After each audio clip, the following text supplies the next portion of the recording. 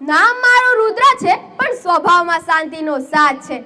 સકારાત્મકતાની જ્યાં જ્યોત જલે, સ્વપ્નની જ્યાં વાત છે. જીવનની કસોટીએ ખરું આજે મારે એ જ કહેવું છે, નથી ડરવું મુશ્કેલીથી, બસ મક્કમ બનીને રહેવું છે. તમને ધોરણ 8માં ભણતા રુદ્ર પટેલના નમસ્કાર. આજે હું આપણા જીવનના બે આધાર સ્તંભો વિશે વાત કરવા ઊભો છું. આપણે બધા ઈચ્છીએ છીએ કે આપણું જીવન સુંદર હોય, પરંતુ શું આપણે તે સુંદરતા જાળવવા માટે તૈયાર છીએ? જો હા, તો આપણી પાસે આ બે ગુણો તો હોવા જ જોઈએ. તો ચાલો હું તમને એક પ્રસંગ કહું. સમુદ્ર મંથનની વખતે તેઓ રત્નોથી સંતુષ્ટ ન થયા. તેઓ હળાહળ વિષને જોઈને પણ ડરી ન ગયા. તેઓને જ્યાં સુધી અમૃતની પ્રાપ્તિ ન થઈ ત્યાં સુધી તેઓ પ્રયત્નશીલ રહ્યા, કારણ કે ને નિશ્ચિતા તપી વિરમંતી ધીરા. હું તમને એક સવાલ પૂછું, આમાંથી કેટલા વિદ્યાર્થીઓએ રાતોરાત સફળતા મેળવી છે? કોઈ નહીં, કારણ કે કોઈ પણ મોટી સિદ્ધિ, કોઈ પણ મોટું સ્વપ્ન ધીરજ વગર ક્યારેય સાકાર નથી થતું.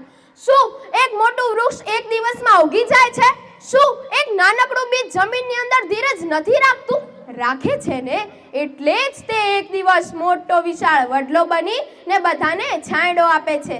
Slow and steady win the race. આપણા જીવનમાં કંઈક આવું જ છે. જ્યારે આપણે મુશ્કેલી આવે ત્યારે આપણે ઉતાવળમાં આવી જઈએ છીએ અને આપણે પરિણામ તરત જ જોઈએ છીએ. પરંતુ મિત્રો, ધીરજ એ હાર માનવાની નથી, ધીરજ એ રાહ જોવાની છે. કારણ કે મારો યોગ્ય સમય આવશે ત્યારે મારું કર્મ મને જરૂર ફળ આપશે.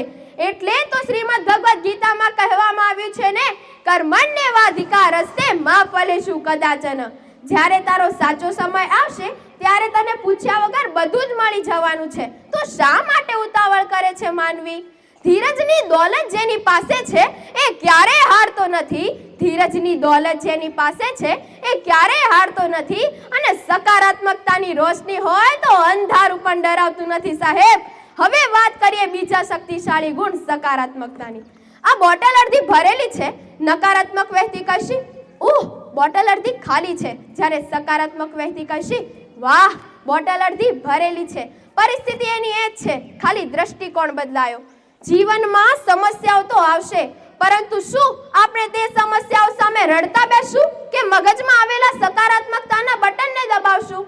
પ્રત્યેવાયોન વિદ્યતે. જીવનમાં આવતું દુઃખ મારા વિકાસ માટે જ આવે છે. સબર રાખ, આશાનો સૂરજ જરૂર ઉગશે. સકારાત્મક રાખ, દુઃખનો વાદળ જરૂર ફાટશે. દુઃખનો વાદળ જરૂર ફાટશે. મિત્રો, સકારાત્મકતા એ માનસિક વલણ નથી, સકારાત્મકતા એ માનસિક વલણ છે. એ આપણને શીખવે છે કે હાર એ અંત નથી, હાર એ નવો પાઠ છે. વિચાર્યું હોય ન થાય તો દુખી ન થવાય, કારણ કે કુદરત એનાથી પણ સારું અને જોરદાર પ્લાનિંગ કરીને બેઠો છે. હવે અંતે હું એટલું જ કહીશ, ધીરજ ધરીને કર્મ કર, ફળની ન રાખ આશ, મન રાખ સકારાત્મક તો જીવન બને પ્રકાશ. The secret of the success lies in 3 words, TRY. અને આ ટ્રાયને ટકાવી રાખવા માટે ધીરજ અને સકારાત્મકતા બંનેની જરૂર છે. વાંસની જેમ મૂળ મજબૂત રાખો ધીમે ધીમે, વાંસની જેમ મૂળ મજબૂત રાખો ધીમે ધીમે. સફળતાની ઊંચાઈ તમને એક દિવસ જરૂર મળી જશે. હવે હું મારી વાણીને વિરામ આપું છું. અસ્તુ. જય હિન્દ, જય ભારત.